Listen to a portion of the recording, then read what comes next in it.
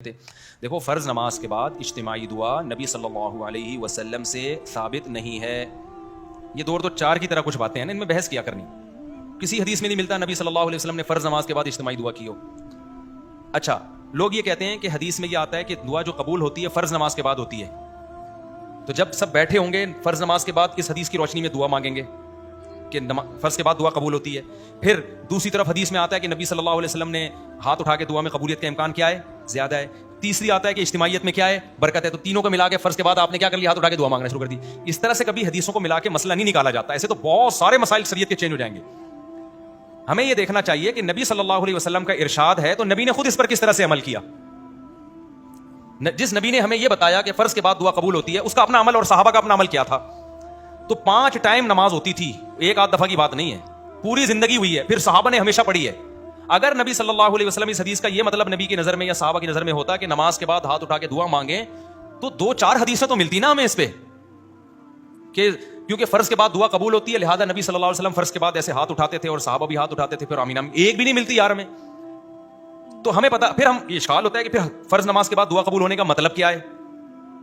تو ہم جب دوسری حدیثیں دیکھتے ہیں تو ہمیں پتا چلتا ہے نبی صلی اللہ علیہ وسلم فرض نماز کے بعد اللہم انت السلام ومنک السلام پڑھا کرتے تھے.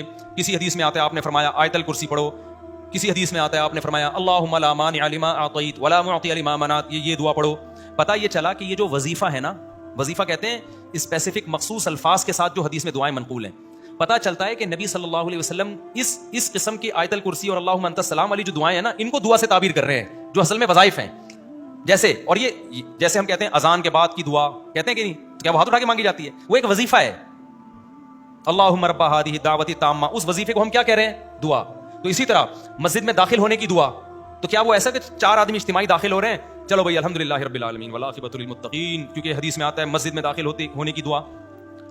تو وہ اسپیسیفک الفاظ ہیں اللہم افتح لی انفرادی طور پر. تو ہم حدیث کو اگر حدیث کی روشنی میں حل کرتے ہیں تو پتہ یہ چلتا ہے کہ نبی نے جو فرمایا کہ فرض کے بعد دعا قبول ہوتی ہے تو وہ دعا سے مراد کیا ہے؟ وہ اسپیسیفک مخصوص الفاظ کی دعائیں ہیں، وہ قبول ہو جاتی ہیں فرض نماز کے بعد.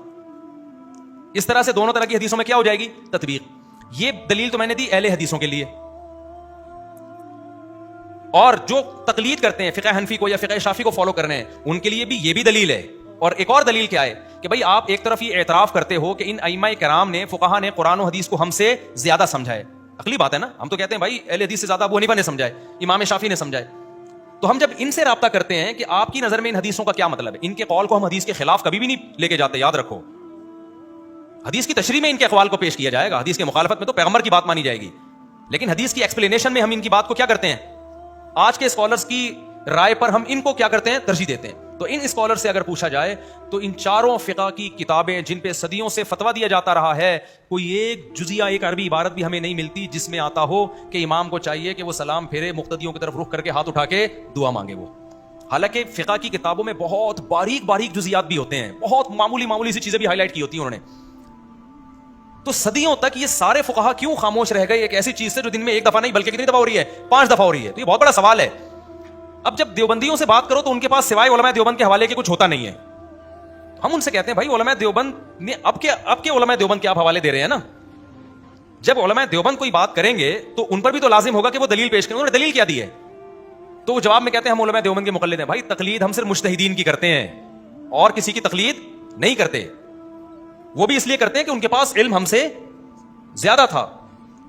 تو آپ اگر علماء دیوبند سے رابطہ کرتے ہو تو جو علماء دیوبند کہہ رہے ہیں کہ کرنی چاہیے تو سوال میں تو دلیل کیا ہے؟ تو دلیل میں نہ فقہ کی کوئی عبارت عربی کتابوں کی اردو کی بات نہیں کر رہا اور نہ قرآن و سنت سے کوئی حوالہ یہی ہوگا کہ حدیث میں آتا ہے فرض کے بعد دعا قبول ہوتی ہے، حدیث میں آتا ہے کہ رفع الیدین سے دعا قبول ہوتی ہے، حدیث میں آتا ہے کہ اجتماعی دعا میں قبولیت کا امکان زیادہ ہے. ایسے 3 چیزیں آپ ملائیں گے تو پھر بریلوی حضرات جو نماز جنازہ کے بعد دعا کرتے ہیں پھر تو وہ بھی ثابت ہو جائے گی. اچھا بعض لوگ یہ بھی دلیل دیتے ہیں کہ دعا کا کوئی ٹائم نہیں ہے کبھی بھی کرو. بریلوی حضرات یہی تو کہتے ہیں مگر جنازہ کے بعد دعا کریں تو دعا کو کوئی ٹائم نہیں کبھی بھی کرو. ہم کیا کہتے ہیں بھائی نبی نے جنازہ ہی کو دعا قرار دیا ہے، بس اس کے بعد دعا نہیں ہوگی.